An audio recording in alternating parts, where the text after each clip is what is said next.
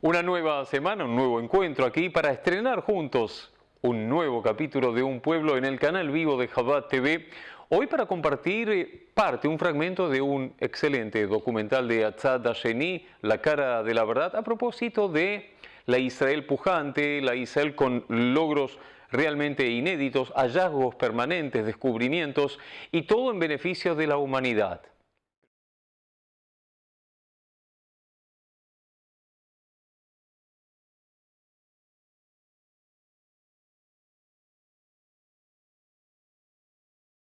We all have great ideas, but I think one of the primary reasons why many of us don't take the steps to make our dreams a reality is the fear of failure. What if I blow it? What if I get it all wrong? Well, here in Israel, we have a bit of a different attitude toward risk and failure. To act means to put ourselves, our ideas, our thoughts, our values on the line. It means necessarily, inevitably, failing more. And to be prepared to fail means that we need high levels of self-confidence. Confidence in our ability to bounce back, and confidence in our ability to learn and grow from our failures. Now, one of my personal mantras is learn to fail or fail to learn. We learn to walk by falling down, to draw a circle by scribbling, to shoot a basket by missing many times. There is often no other way to learn. Israelis practice this mantra day in and day out. In certain countries, failure means you're finished. It's an enormous embarrassment. You know, God forbid a cause for suicide or other things like that. That doesn't happen here, right? We accept failure, we learn from mistakes. When they fail, they see their failure not as a stumbling block, but as a stepping stone toward the next project, toward the next application.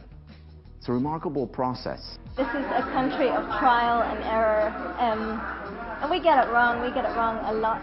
I think we get it right a lot, and the real journey is that you get back up, and I think that's what you see the Israelis do time and time again. And this explains much of the innovation and development coming out of Israel, resulting in ideas and products that are solving some of the most important issues facing our planet today. There are few places in the world that are as impactful on the overall well-being of the planet than Israel. From their earliest writings and activities, the Zionists had a very high agenda, very ethically motivated, and they wanted Israel to become a light unto the nations. They didn't want it to be just another national state with national identity and borders. So we see an ambulance ahead. What's interesting here is that most of the emergency services actually rely on volunteers. Many of them are 16, 17-year-old teenagers. I volunteer for MADA. It stands for Magen David Adom. It's the Israeli ambulance service.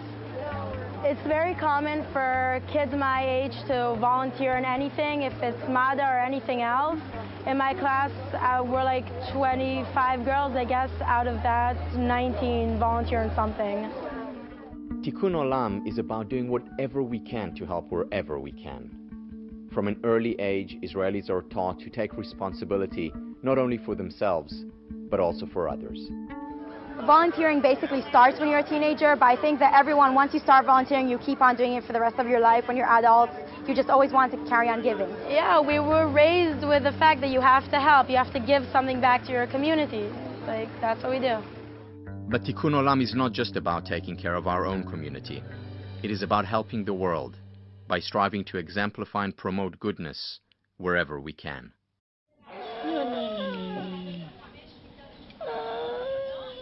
Okay. My name is Pearl. I'm from Ghana. My child was sick, and I learned she had a hole in heart, so that was brought here, and my baby now has a surgery, and she's doing well. I think. Yeah. The imperative of Tikkun Olam means reaching out to help those in need, wherever they are. There are countless organizations in Israel dedicated to the value of Tikkun Olam, one of which is Save a Child's Heart. These children look happy, healthy, and active, but just weeks ago, each one of them faced death.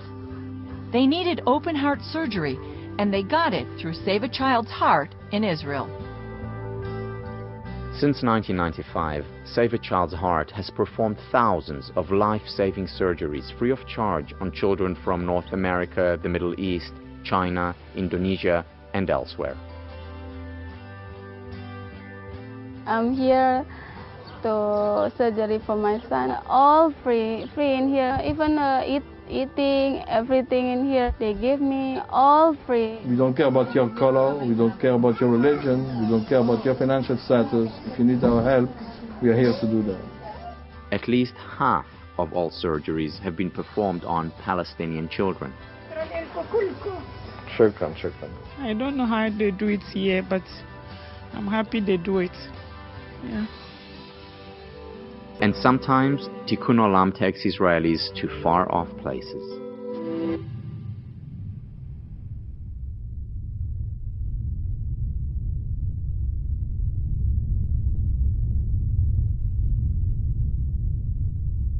A major earthquake shook the Caribbean nation of Haiti late today. It hit just 14 miles from the capital city, Port-au-Prince.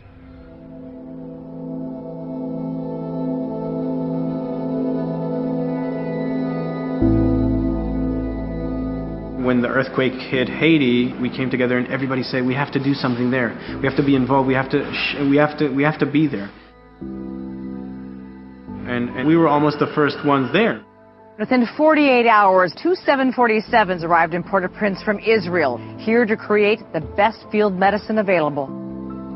We heard sounds of people shouting, crying, searching for relatives, searching for food, searching for help.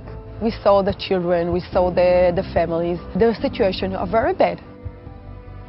Between those 2 weeks, we treated 1,111 patients. About 1/3 of them were children. Israel's Haiti Field Hospital maternity ward saw its first birth Sunday night. The mother was so thankful, she named the baby Israel.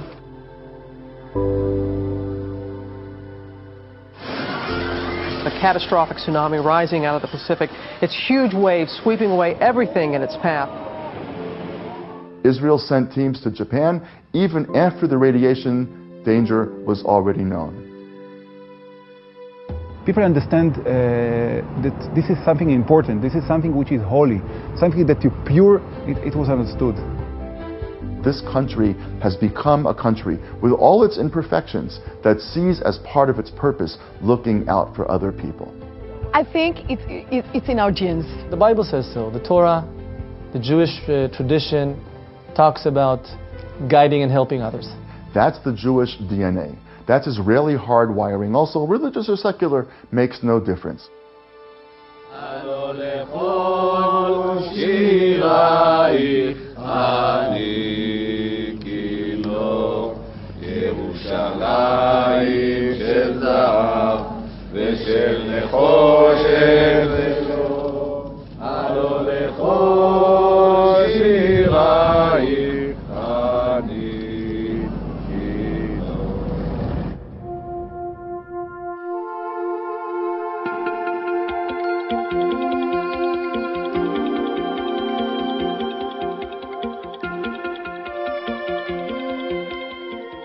This idea of Tikkun Olam, making the world a better place, not only for Jews, but for the whole world, whether it's by curing diseases, whether it's by making high-tech gadgets. That's part of our mission. I want to do something good, and not just for myself, but I wanted to do something good for Israel, for the society, and you know, it feels strange, but I think that it's also for the world. I mean, don't use whatever you have only for you. Bring it to the other people. That's Tikkun Olam for me.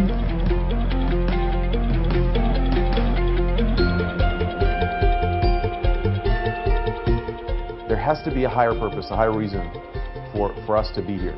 And there's no doubt in my mind that Israel has to play a role in making the world a better place.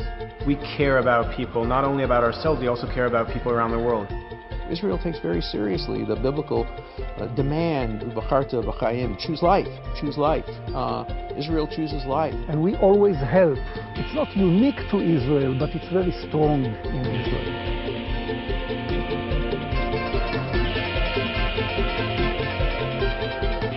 You know, we're far from perfect, but we're in the game. Okay, we're in there fighting and helping and trying, and we're creating cures for cancer, and we're creating new, cool technology, and we're trying to feed the world. We're trying to solve dependence on oil. It really goes to the heart of what being an Israeli is about.